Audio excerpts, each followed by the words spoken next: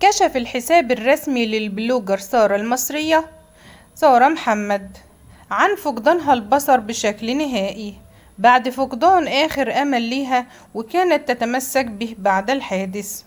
وكتب في منشور على ستوري حساب انستجرام الخاص بالبلوجر سارة محمد جاء مضمونه كما يلي: سارة فقدت آخر أمل كانت متمسكة بيه، للأسف النتيجة النهائية سارة فقدت بصرها. اللهم إنا لا نسألك رد القضاء ولكن نسألك اللطف فيه. وكان المطرب تامر حسني وجه الدعم للبلوجر سارة محمد التي تعرضت لحادث مأساوي فقدت على إثره بصرها. وكتب عبر تويتر: معرفش الكل يعرف قصة سارة أو لأ، بس سهل قوي للي ما يعرفش إنه يعرف. بحق الليلة الفضيلة دي يا سارة، ليلة النص من شعبان، ربنا يكرمك وما يعديش بكرة إلا وانتي سامعة خبر جميل يطمنك إن عينك هترجع تاني إن شاء الله. ادعوا معايا يا أنا متفائل خير ليها قوي. وتامر حسني قال: كل الشكر لموقف ريهام سعيد معاها من أول المحنة اللي بعون الله سارة بقوتها وإيمانها ربنا هيخليها.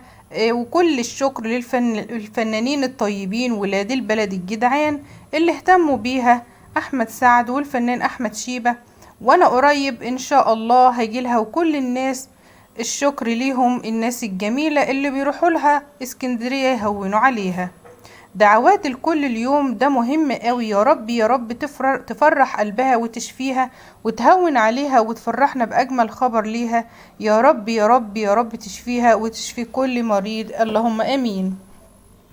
قالت البلوجر سارة محمد خلال أحد اللقاءات إنها تعرضت لحادث أثناء سيرها بالسيارة برفقة خطيبها على الطريق الصحراوي. هجم عليهم مجموعة من البلطجية الذين أطلقوا عليهم الرصاص، فتهشم زجاج السيارة ناصرت أجزاءه بوجهها مسبب في فقدانها البصر.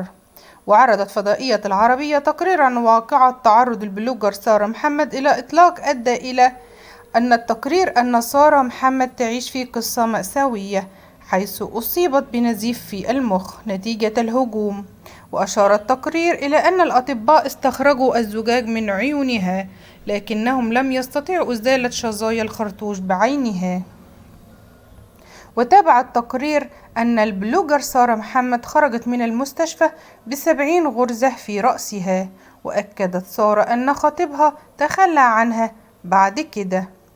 وأكمل التقرير أن خطيبها رد على سارة محمد قائلا: قمت بزيارة سارة وأكدت لها أنني سأقف بجانبها ولن أتخلى عنها، وأن ما حدث قضاء وقدر وأمر الله، لكن تم رفض زيارتي في المرة الثانية.